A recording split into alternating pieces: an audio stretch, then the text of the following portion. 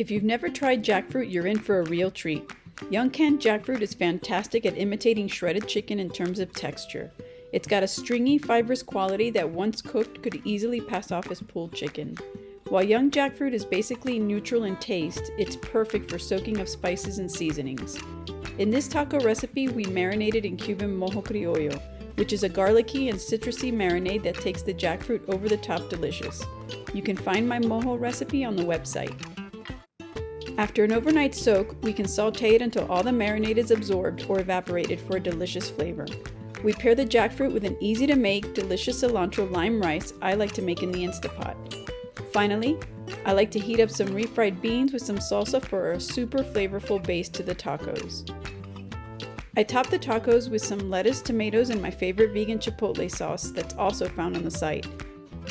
I hope you try this recipe out. Go to the site for details and other recipes. Enjoy more nuts and twigs at nutsandtwigs.com.